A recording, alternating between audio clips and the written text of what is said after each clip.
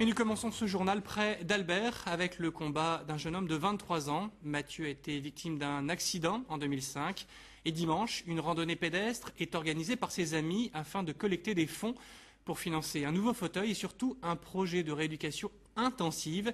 Et vous allez voir que même s'il ne peut plus parler, la volonté de Mathieu est intacte. Karine Henry et Mustapha Nedzari l'ont rencontré.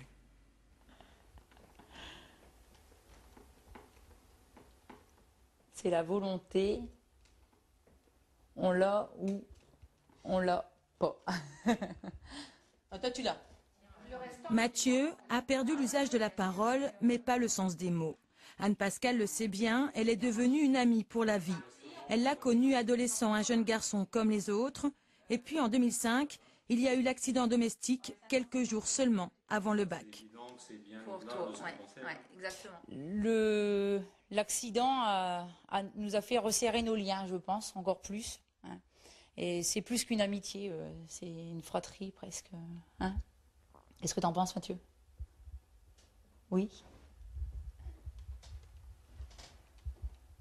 Je pense.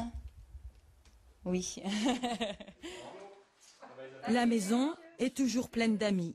Ils disent que Mathieu leur a donné une leçon de vie. Après de longs mois d'hospitalisation, il a passé un bac scientifique. Il a même commencé des études en génie mécanique, mais il a dû les interrompre. Son fauteuil n'est plus adapté, il le fait trop souffrir.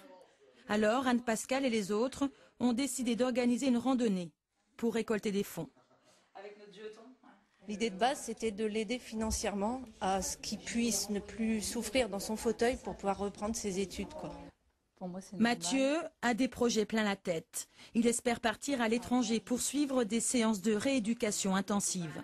On voit, nous, parents, assez régulièrement des petits progrès dans sa mobilité, la façon de se tenir, de bouger. Et c'est vrai que Mathieu a aujourd'hui 23 ans. S'il y a des efforts à produire, une recherche à faire, c'est maintenant, c'est pas dans 20 ans, quoi, hein. Quand le corps aura commencé à évoluer, c'est maintenant qu'il faut le faire. Les amis, la mairie, les voisins, tous s'y sont mis. Dimanche, plus de 600 personnes participeront à la marche pédestre. Mathieu sera sur la ligne de départ avec toujours cette même volonté d'avancer.